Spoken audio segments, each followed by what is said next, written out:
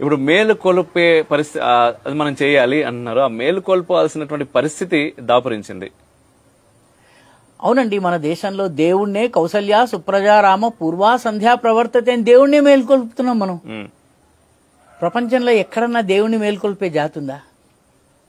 మన దగ్గర దేవుణ్ణే మేల్కొల్పుతున్నప్పుడు మనం పడుకోను పెడతాము దేవుణ్ణి. జో అచ్యుతానంద జోజో ముకుంద అని పడుకోను పెడతాము. కౌసల్య పూర్వా సంధ్యా ప్రవర్తతే ఉత్తిష్టం దైవమాహ్నికం అని చెప్పి నీ పనులని మనం లేపుతున్నప్పుడు ఈ దేశ ప్రజలను కూడా లేపాల్సినటువంటి అవసరం ఉంటుంది. అది మన ఆ రకంగా పనిచేసేటటువంటి ఒక అవేర్ వర్గం ఉండాలి.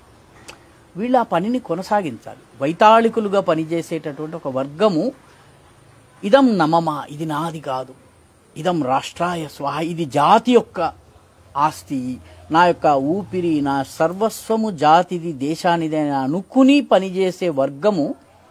దానికి మీరు ఏ పేరన్నా పెట్టుకోండి, వాడు ఉంటే మిగతా అంతా ఉంటారు. రాముణ్ణి తయారు చేసింది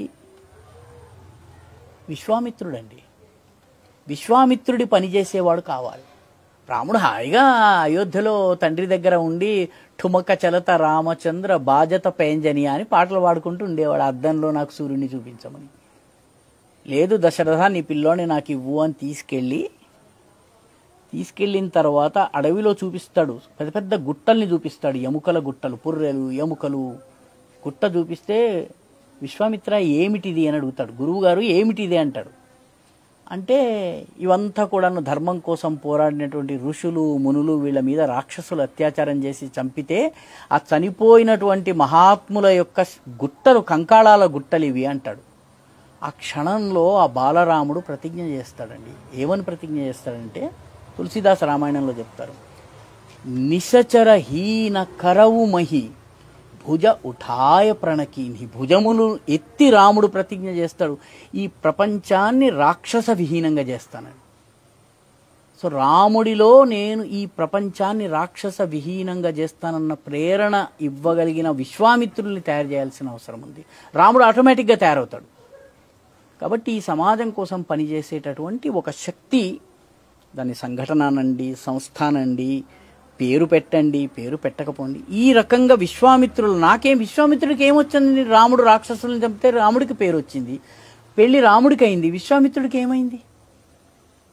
విశ్వామిత్రుడు రామాయణంలో కేవలం రాముల వారికి ఆ ఎముకల గుట్టలు చూపించి అదిగో హోమాల్ని రాక్షసులు ధ్వంసం చేస్తున్నారు కాపాడమని చెప్పి అంటాడు. అదిగో తాటకి దాన్ని వధించు, తాటకిని వధించు, అది స్త్రీ అని చూడక దాన్ని వధించు అంటాడు.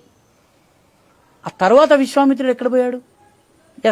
ట్రిగ్గర్ నొక్కిన తర్వాత, స్విచ్ వెలిగించిన తర్వాత విశ్వామిత్రుడు పాత్ర లేదు రామాయణంలో. ఈ దేశానికి విశ్వామిత్రుల అవసరం ఉన్నది.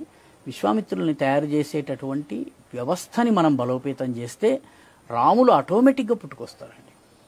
అది నా అభిప్రాయం. కాబట్టి మనము ఈ రాముడు రావాలని కోరుకోవడం కాదు, రాముళ్లను తీసుకొచ్చేటటువంటి విశ్వామిత్రులను తయారు చేయాలి. విశ్వామిత్రుడు వస్తే రాముడు ఆటోమేటిక్గా వస్తాడు.